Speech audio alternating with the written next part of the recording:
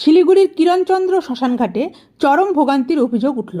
প্রতিদিনের মতো মৃতদেহ সৎকার করতে এসে সমস্যার মুখে পড়ছেন সাধারণ মানুষ।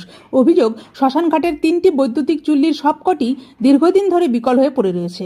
ফলে মৃতদেহ নিয়ে ঘন্টার পর ঘন্টা অপেক্ষা করতে হচ্ছে শোকাহত পরিবারগুলিকে। স্থানীয় সূত্রে জানা গিয়েছে, গতকাল রাত থেকেই পরিস্থিতি আরও খারাপ হয়ে ওঠে।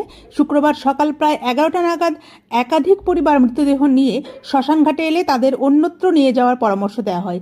এই ঘটনাকে কেন্দ্র করে ক্ষোভ ছড়ায় শিলিগুড়িবাসীদের মধ্যে। পরিস্থিতি খতিয়ে দেখতে ঘটনাস্থলে পৌঁছান শিলিগুড়ি মিউনিসিপ্যাল কর্পোরেশনের বিরোধী দলনেতা অমিত সেন। তাঁর সঙ্গে উপস্থিত ছিলেন 4 নম্বর ওয়ার্ড কাউন্সিলর বিবেক সিং, 5 নম্বর ওয়ার্ড কাউন্সিলর অনিতা মাহাতো, 8 নম্বর ওয়ার্ড কাউন্সিলর শালিনী ডালমিয়া এবং শিলিগুড়ি মণ্ডল 2 এর বিজেপি নেতা কানাইয়া পাঠক। ঘটনাকে কেন্দ্র করে শ্মশানঘাটে উত্তেজনার পরিবেশ সৃষ্টি হয়। দ্রুত সমস্যার সমাধান এবং বিকল চুল্লিগুলি মেরামতের দাবি তুলেছেন স্থানীয় বাসিন্দারা।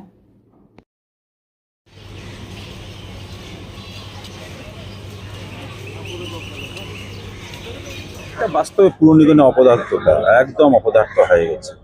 একটা এমার্জেন্সি সার্ভিস, প্রচুর মানুষ দেখে কিভাবে দাঁড়িয়ে আছে। আমি রাত্রেবেলা 11:30 নাগাদ আসছিলাম, ওই সময় 3টা চিমনি বন্ধ ছিল, মানে আনঅপারেশনাল। তারপরে আমি কোনোভাবে প্রেশার দিয়ে একটা চিমনি চালু করালাম, কিন্তু আবার সকালে খবর পাচ্ছি না, একটাও ঠিক হয়নি। আমাকে রাত্রেবেলা বলা হয়েছিল সকালে টেকনিক্যাল টিম এসে ঠিক করে দিবে। আবার দেখি প্রচুর মানুষের ভোগান্তি, তারা নিজস্ব ডেড বডি নিয়ে এখানে দাঁড়িয়ে আছেন সকাল থেকে। একজন ব্যক্তি বলছে আমি সকালে আসি, এখন পর্যন্ত আমাকে দাহ সংস্কার করতে পারলাম না। আজকে অনেক মানুষ তাদের মন দুঃখী আছে, তারা নিজের আত্মীয় স্বজনকে হারিয়ে ফেলেছে, তারা এখানে আসছে না। তারপরে ডেড বডি নিয়ে অতদের যদি অপেক্ষা করতে হয়, অনেক লোককে তো বলা হয়েছে আপনি সাউডাঙ্গি চলে যান। মানে এটা কি অমানবিক দৃশ্য আমরা দেখছি এখানে। আর তারপরে কোনো কর্পোরেশনের লোক এখানে আসেননি। আমি ফোন করে যাচ্ছি, আমাকে ভুল তথ্য দেওয়া হচ্ছে। আমি একজন ইলেকট্রিকের ইনচার্জকে ফোন করলাম যে এখানে কয়টা চিমনি আনঅপারেশনাল, উনি বলছে 2টা চলছে।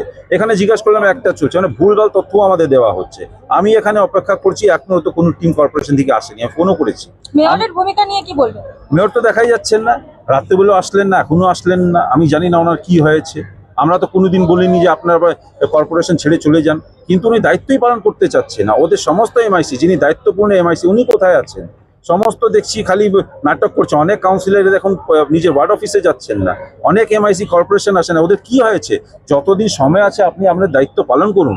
আমাদের এখন আসতে হচ্ছে, এগুলা তো কিন্তু আমাদের মানুষের জন্য এসেছি এখানে, আমাদের তো আসার কথা না। কিন্তু পরপর ফোন আসছে এখান থেকে। লাস্টে আমি খবর নিচ্ছি, আমি দাঁড়িয়ে আছি, আমি দেখছি কি আসছে না আসছে, আমি মানুষের সাথে আছি। আপনার দিক থেকে কিভাবে দেখবেন বিষয়টা? বিষয় দেখার কি আছে? আমি তো কর্পোরেশনে লাগাতার ফোন করছি, ইনচার্জদের ফোন করেছি, তারা আসছেন না এখানে।